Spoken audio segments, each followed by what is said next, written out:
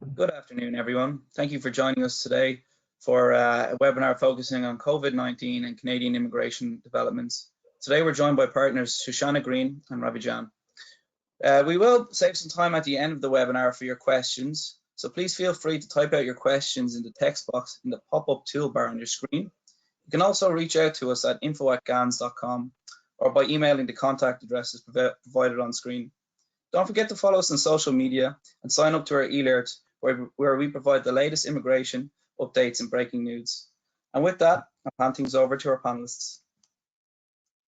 Thank you, Stephen. It's Shoshana Green speaking now, and we appreciate everybody taking the time to listen to us. These calls from our firm, they've been frequent, and every couple of days, some things change and some things don't. The world, the numbers are coming in daily, and the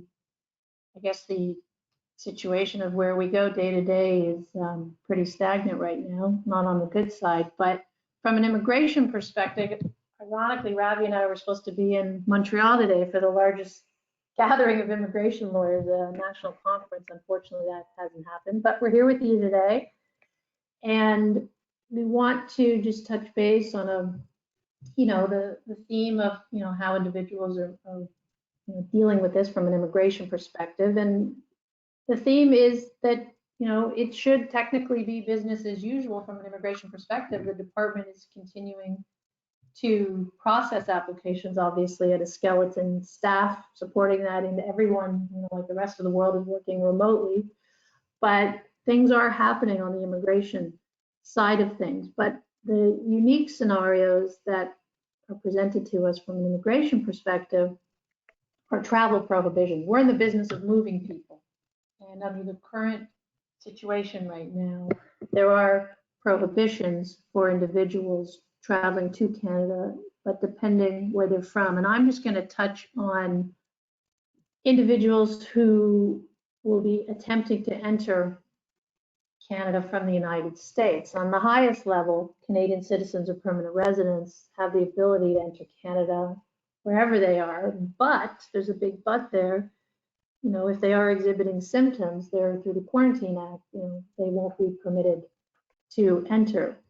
And there are different legislative announcements that cover both scenarios, there's individuals in the United States and then the rest of the world, and they're dealt with differently by the government. And I'm just going to summarize for the individuals who are attempting entry from the United States. And basically, any foreign national who is attempting to enter Canada on a flight, they will be questioned by the airline staff, make sure that they don't exhibit any symptoms, and they will be questioned to make sure that they understand that there are these prohibitions, and that upon entering Canada and when meeting with a potential CBSA officer, that they may have to demonstrate that they're coming to Canada for a specific purpose and that it's not optional or discretionary. That's the key term here, that the government is covering people's attempts at entry, that optional or discretionary purpose. So for individuals who are coming to Canada just for tourism, recreation, entertainment, that's not a possibility. Don't even bother with that. But there are circumstances, basically those in possession of any temporary documents, study permits, work permits, confirmation of permanent residence documents, they can enter Canada, but they have to understand that there's an obligation for every person entering Canada to self-isolate 14 days upon entry. And these individuals coming from the United States, they also have to demonstrate that they've been in the US for at least 14 days before coming into Canada, a combination of Canada and the US. And sort of some of the unique scenarios, those individuals who don't have, let's say there's individuals with open work permits, such as working holidays, if they don't have a job lined up upon their arrival in Canada, they may be denied entry because of the fact that they really don't have anything in place in Canada. And that's one of the things that the government wants to sort of dissuade individuals just coming to Canada who don't have that supportive environment. Supportive environment meaning somewhere to live, a place that you will be employed, a place that you will be able to quarantine yourself for 2 weeks. And for those individuals, it's important to have information in place. And what we're recommending is working with our clients to have the proper documentation that will persuade the CBSA officer upon arrival that they do have the ability to be exempt from any travel bans and that they do have the ability to enter Canada.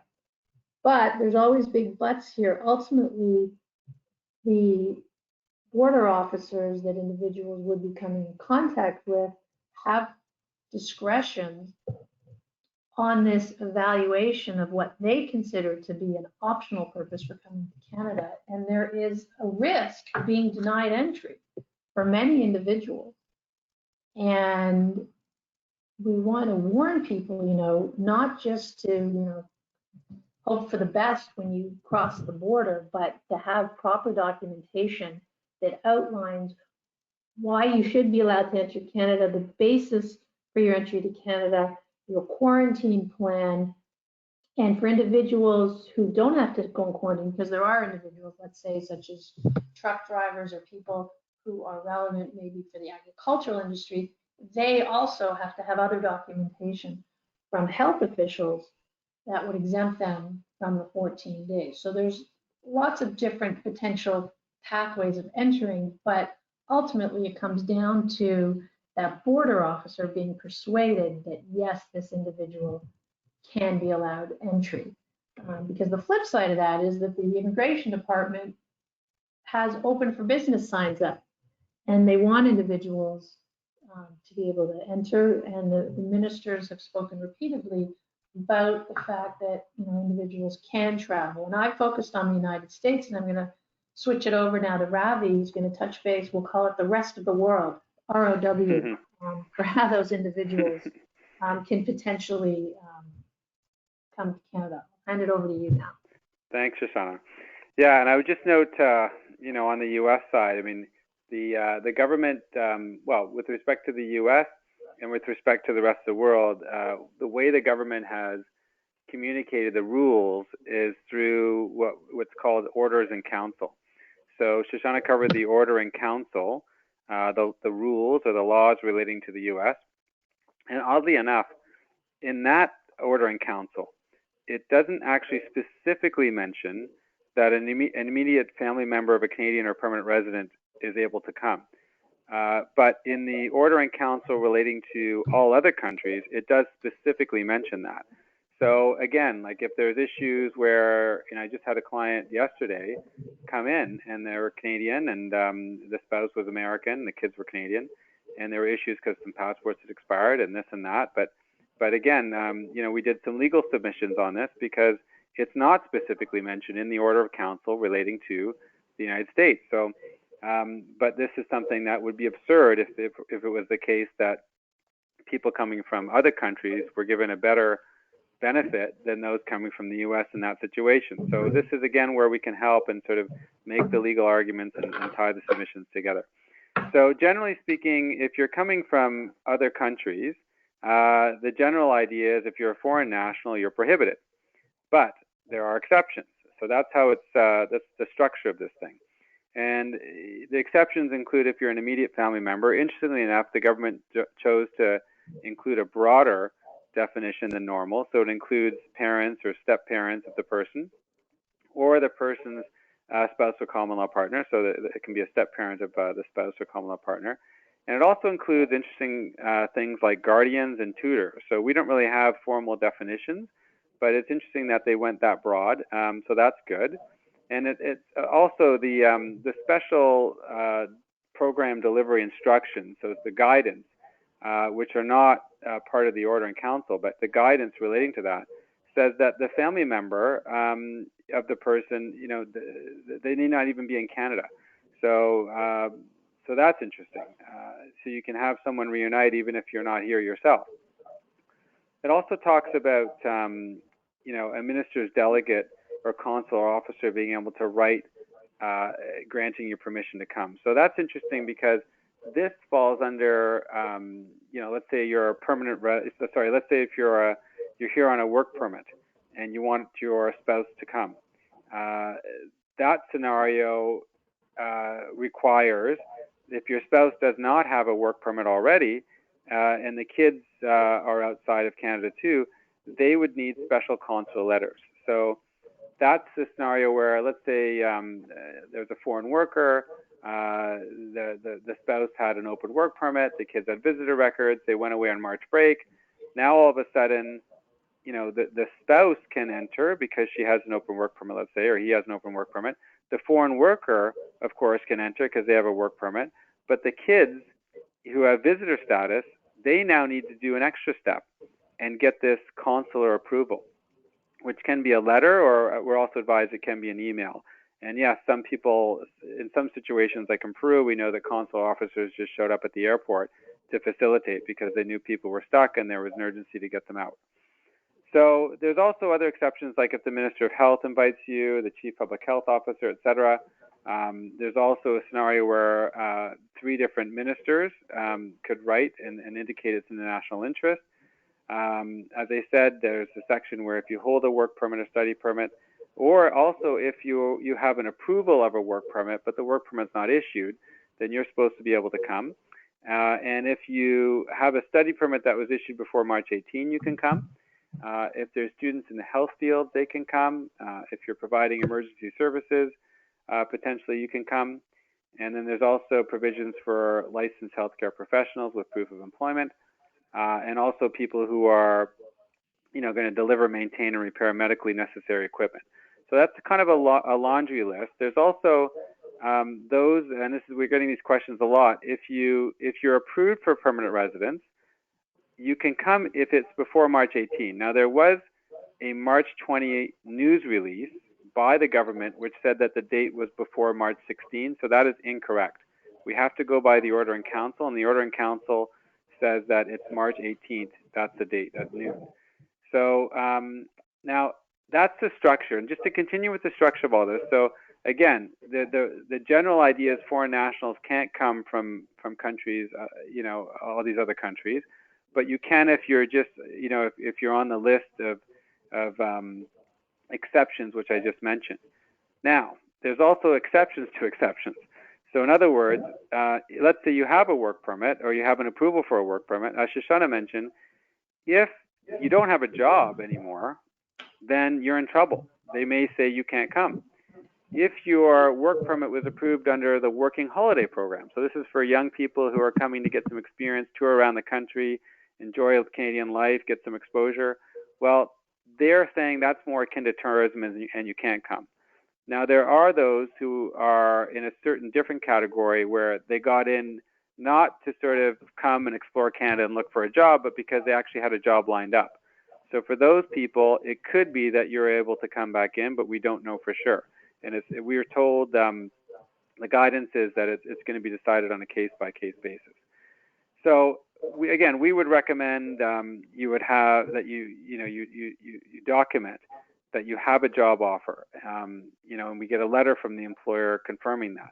We would put on our submissions, all this other information about how you're going to self-quarantine and how you fall under one of these exceptions, and that the exception to the exception shouldn't apply to you. So, and we're doing quite detailed letters for people, and I think that they're finding it helpful. Going on to the next item, that's also one for me to cover. So item number 2 on the agenda was work permits and essential purpose. So I'll just move on to that. And the concern there is that if you have a work permit, do you also have to demonstrate that you're coming for an essential purpose? Because there's all kinds of categories. I mentioned working holiday people, but there's all kinds of categories, like under the North American Free Trade Agreement.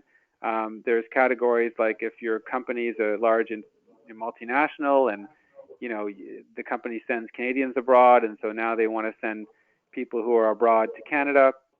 It's called the reciprocity program. There's intercompany transfers, where if you've worked for a year abroad for the company and they want to transfer you to Canada, there's just so many different exceptions. So I guess the worry was, do we have to, is there a test about essential purpose which sits on top of the normal work permit criteria? And you know, my take on that is there shouldn't be, but I think because the Prime Minister and the President of the United States signed, you know, agreement, especially when it comes to U.S. Canada anyway, they signed an agreement talking about we're going to restrict the border to those who are coming for an essential purpose. The wonder was, at least for those coming from the States anyway, is there now a test on top of a test? Sort of like how express entry sits as a test on top of the Canada Experience Class or Federal Skilled Worker Program. Like, do we have to meet additional criteria?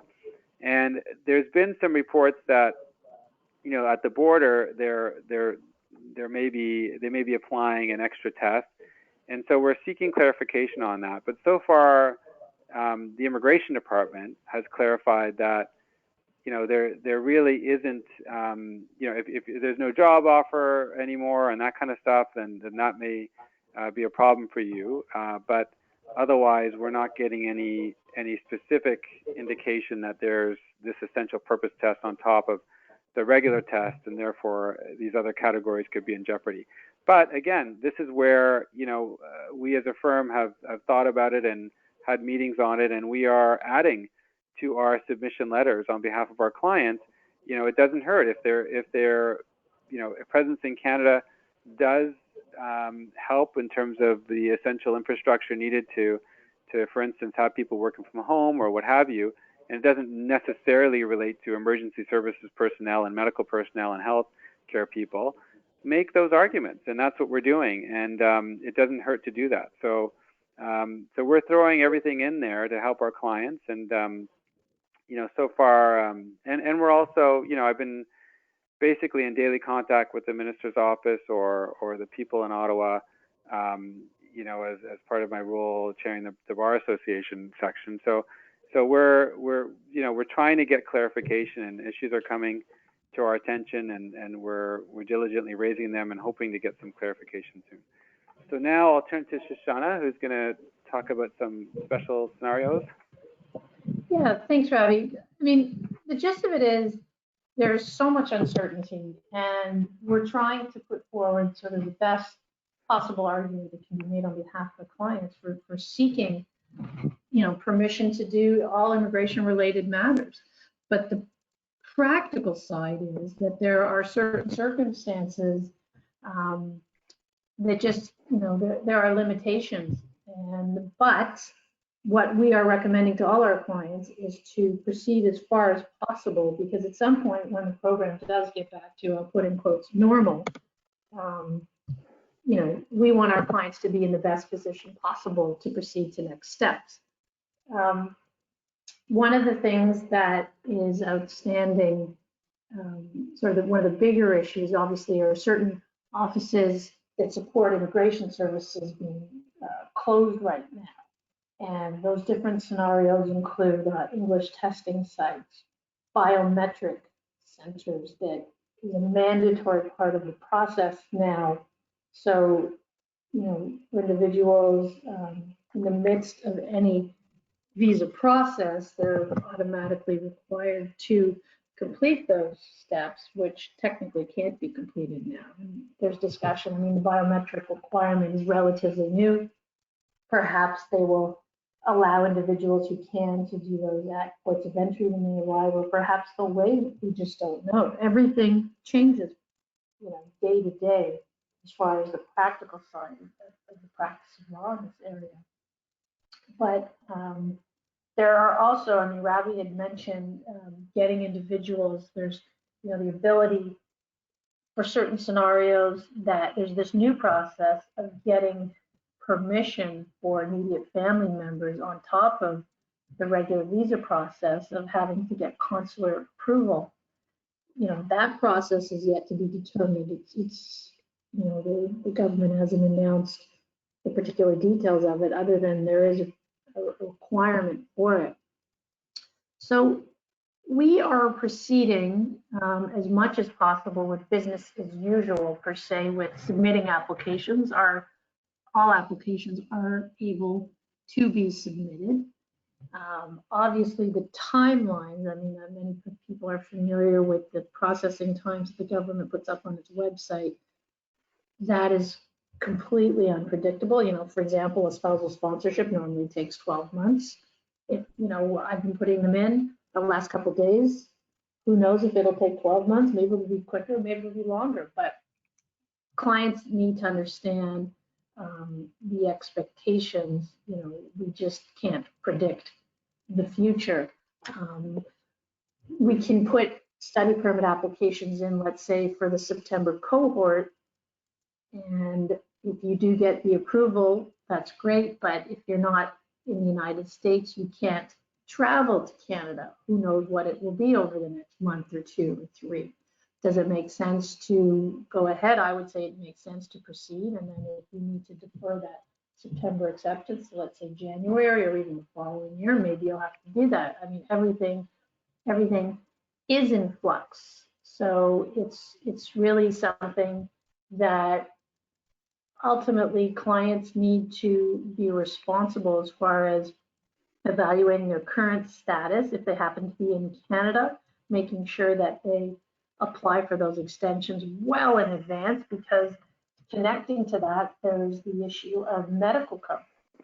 That's something for individuals who are in Canada. You want to try, I mean, you know, specifically in Ontario, they've said they're going to extend coverage, but I'm so sorry. But in other provinces, you know, everybody is in unique situations, and you want to try and do as much as you can to protect yourself. So applying well in advance for the extensions.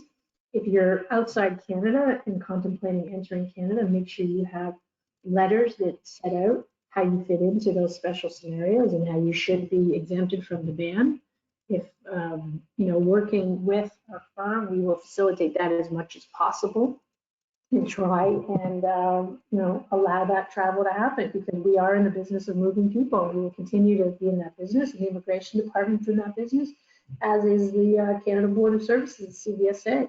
So everybody's trying to work in sync here with, you know, the reality of the world situation present at all times. So, and that's sort of, you know, our advice at this point is just to, you know, do as much as possible to protect yourself in all these different situations, because it's moving. And, you know, next week on the call, and, you know, we may have different things to say, but as it stands right now, business department is operating, they're processing applications. There's the ability for foreign nationals to enter Canada within certain situations, and we'll hopefully, you know, Canada needs the support of the temporary foreign worker program, and it needs support of the immigration program. So we'll see where we're at. And I think, are we going to switch over to the questions now, Stephen? What's the thought process here? Yeah, I mean, I just add that, you know, we are encouraging the department to continue to process study permits and work permits and express entry, because once the conditions return to normal throughout the world, I mean, Canada has to be ready to take in people who are going to help us grow our economy. So I think that's the message we're sending. And to Shoshana's point, yeah, it's tricky. I mean, the government is largely working from home, and it could mean that slows things down. But on the other hand, you know, they are receiving less applications generally. So it could be that will keep things going. So, you know, there's a bunch of things that we're trying to also get some clarification on. I mean, there are people who have provincial nominee program work permit supports letters, and they're from visa exempt countries. They're looking to fly in. There are people who have LMIAs, labor market impact assessments from our Department of Labor. They're approved. They're from visa exempt countries. They want to fly in. Right now, those people can't fly in. And there's people who, you know, are visa exempt, people who may be trying to come in for after sales service and that kind of thing. So what we do know is that people are not supposed to flagpole. So what that refers to is people who are in Canada who have an approval, maybe it was an overseas approval or what have you, and they just want to get the work permit printed. Used to be they might be able to go to the border. Now there's the clear guidance is that they should not do that, and to stay put. And if their work permits are expiring, just to apply within Canada for extensions. We're also trying to get guidance on e-signatures. If we can submit applications with those. We're told that we can submit applications somewhat incomplete. So I think if people are feeling like they're close to qualifying, reach out to us. We may be able to submit your application, and the government may hold it. We're also looking at the issue of, potentially extending work permits and study permits, even if folks can't get their passports renewed, because we know that many countries are not renewing them. So these are just some of the issues that we're kind of grappling with. But yeah, we can. I'm happy to. Why don't we turn to some of the questions? We can see that there are some there. So one of the questions was, for permanent residents who are outside of Canada, can they count the days staying abroad, towards their residence obligations? Because of course you have to meet the 2 out of 5 year test, and some of them are stuck for no fault of their own. I think the guidance from the department generally is that if you are facing a hardship or not being able to either provide a documentation or meet your obligation anyway, that will not be held against you just because you're trapped, for lack of a better word, due to the epidemic. So that's the answer to that one. Shoshana, I'll let you read as well, and if you want to jump in, go ahead. Yeah, I would say, for PRs who are abroad who can't travel, there is a humanitarian exemption where arguments. I mean, this certainly falls into that category. People have been asking questions about sponsorship applications. Well, as I mentioned, all applications are being processed. New applications can be put in. The only sort of new thing that happened this week was the government did announce that their sort of rollout of the parent sponsorship program has been put on pause, which makes sense. They're not going to roll out a new program amongst this current situation. So parents' sponsorship options for 2020, they just don't exist right now. There's no timeline on that. And then the other scenario, someone was asking about, applying for renewals on PR cards, just following up, how far in advance. Technically, the advice on the website is 9 months in advance. That's the furthest you can do it. I mean, up till current time, renewals on PR cards, if you did meet the residency requirements, were processed within a couple of weeks. So again, the more in advance you do any kind of extension, you get on the temporary side or the permanent side on the PR card, I would just recommend do it as far in advance as possible if you do meet the criteria at the time that you are asking for that extension. There's also a question, can foreign students come over if they're healthy? Well, again, right now, you have to be approved before March 18. There's no such date restriction for work permits, but there are for students and for people who've been approved for permanent residence. There's also a question about what about getting IRCC, the Immigration Department, to automatically extend status. That's been done in certain countries. It's not been done in Canada. They may go that way, but there's no indication so far. We actually had a question, I just remembered, someone wrote in a few days ago. They wanted to know workers who are named on an LMIA and have ETAs approved, electronic travel authorization, so you're from a country that doesn't require a visa normally, can they fly in? And the answer is no, they need to have a work permit or a work permit approval. And again, we would go even farther and ensure that the clients have a letter confirming their job is still available. There was another part of this question was immediate family members of foreign workers, spouse and dependent with approved ETAs, can they come? And again, the spouse can come if the spouse has an open work permit approved, but the child would need a consular letter. Lastly, the person asked, immediate family members with approved TRVs, are they allowed to travel to Canada? And I guess the answer to that one is, if your relative is here as a Canadian or permanent resident, as per Section 3.1a of the Order in Council, they can come.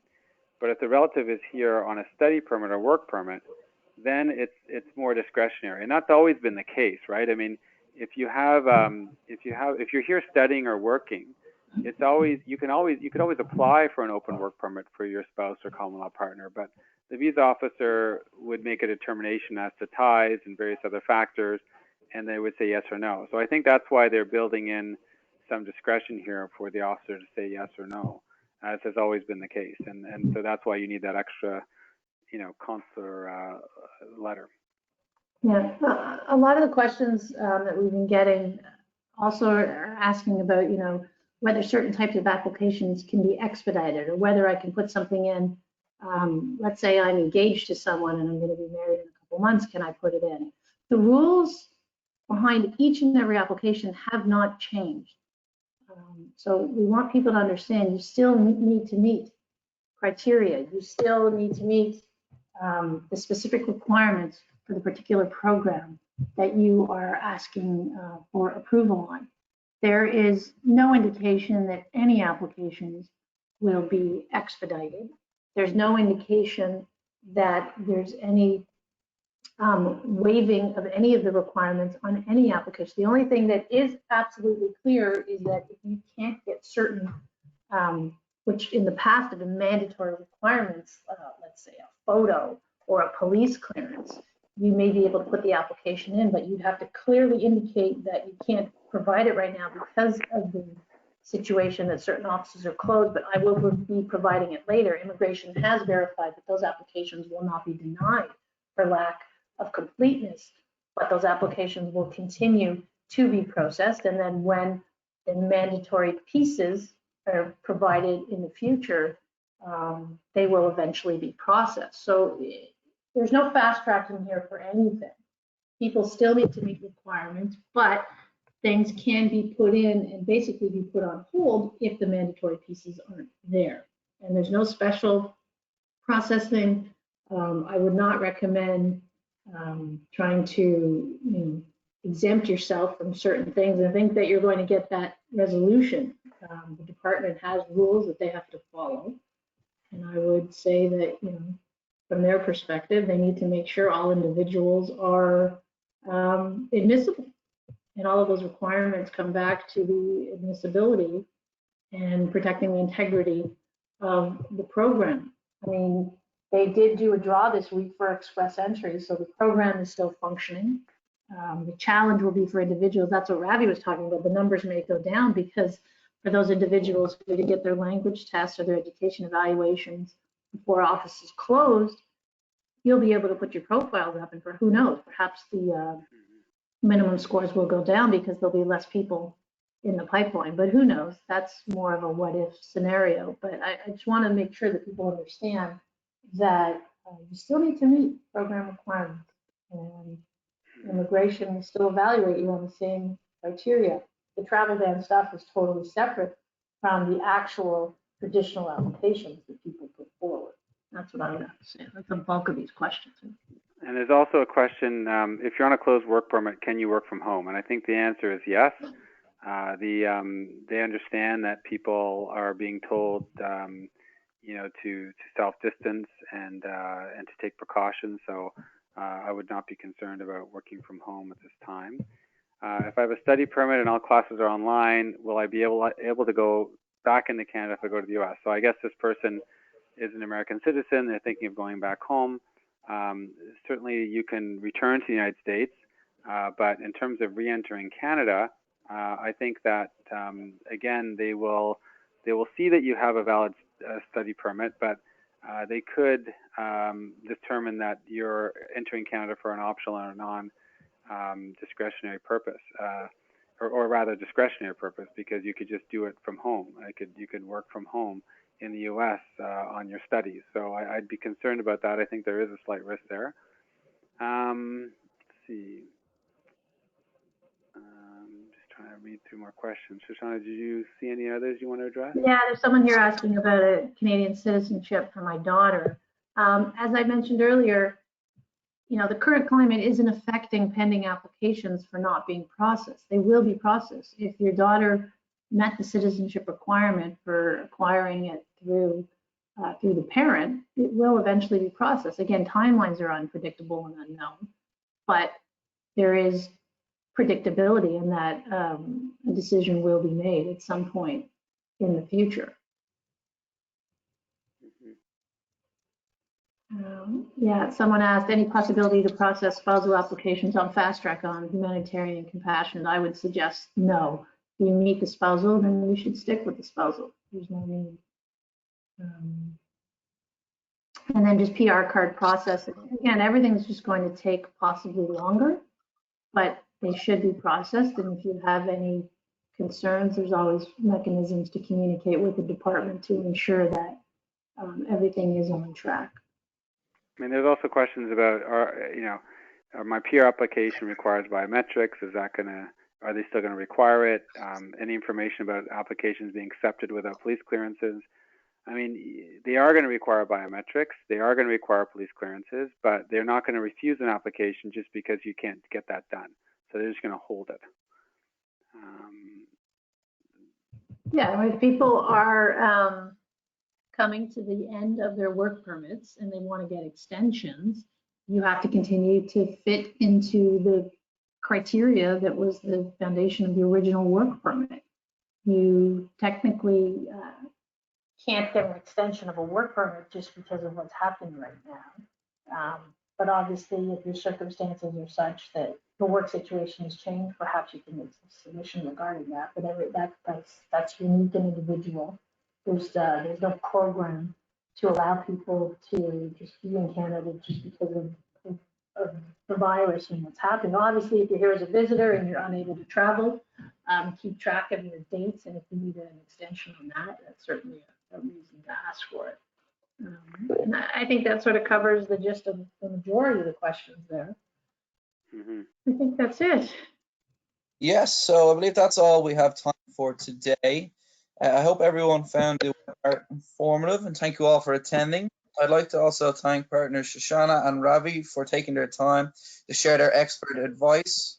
And I'd like to encourage you all to sign up to our alerts from the link provided and to stay up to date with our latest inside immigration news. Also follow us on social media. Until next time, everybody, thank you for attending and stay safe.